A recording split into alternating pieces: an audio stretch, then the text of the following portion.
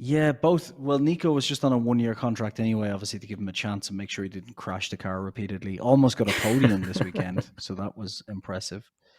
Um, Yeah. which always happens to Nico. I'm gonna go boring with this one. I think for what Haas has and what they need, I think it's the ideal lineup. Like Kevin Magnussen made that silly mistake, kind of tapping the wall, and it was a much bigger accident than I expected in Australia. But realistically, those are two safe pair of hands. I think that's what Haas needs right now, and I think I'm going to be boring and say they probably keep them for another year. Okay. Okay. So here's my first surprise of this whole video. I think one driver that is going to be, I think both of them are gone after the end of the season. Wow.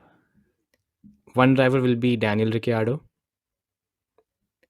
The second will be Valtteri Bottas. Okay.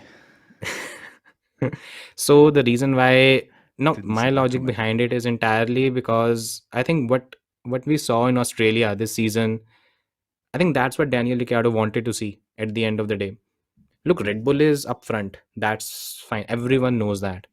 But Hmm. after Red Bull, you have this whole cluster of teams that are there and thereabouts. The gaps have not increased. Rather, the field is getting compressed as the races have progressed. That is all he wants. If I think even in 2020, Renault was not that fast. I mean, it was good. It was, but many times he was able to, outperform the car, get the podiums and everything. He's basically looking for that opportunity and be the lead driver again. He wasn't able to do it in McLaren in the second season. And that's where I think Haas comes in. Gunther has left that door open. He's always been a bit like, okay, we'll have a chat, we'll have a chat. We'll keep these two drivers, but if Ricciardo comes knocking, he'll he'll just say, okay, whatever you want, come in. Yep. And that's where I think the problem with Ricciardo was last season that the way Haas faded at the end of midway through the season, he was a bit skeptical. Hmm. But the way they bounced back again, I think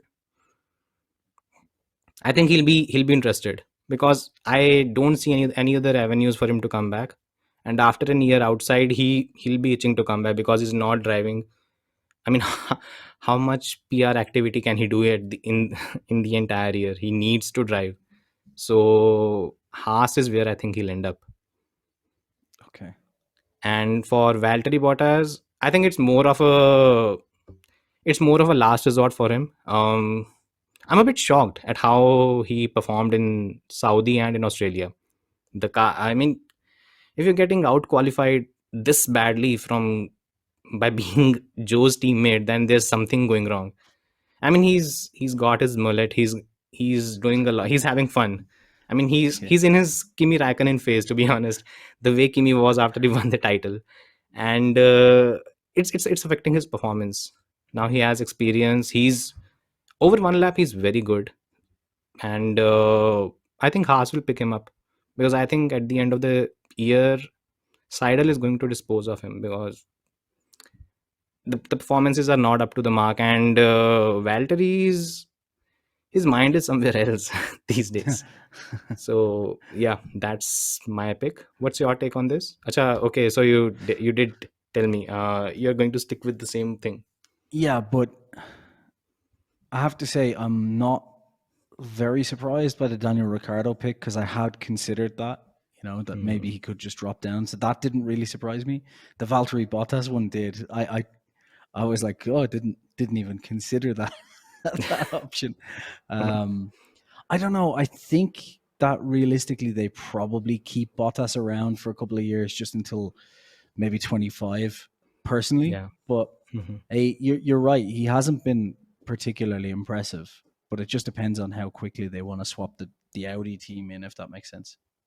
They've started already, isn't it? I think Audi has now Yeah. 25% stake.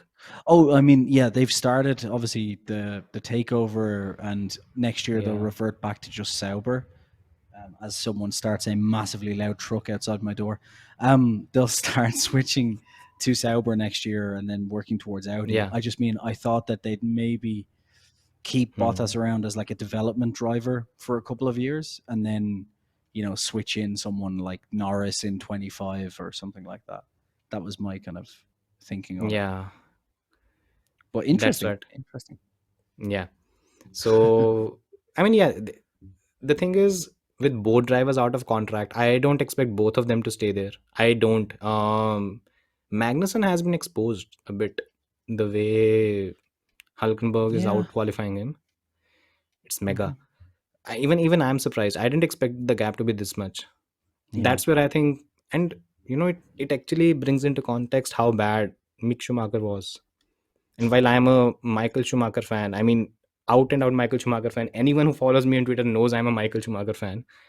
But yeah, I think he marginally outqualified him later in the season. And the way Nico has just blown Magnussen out of water, it's not looking good for Mick as well. I don't think the whole first three races have shown him in a good light in any which way.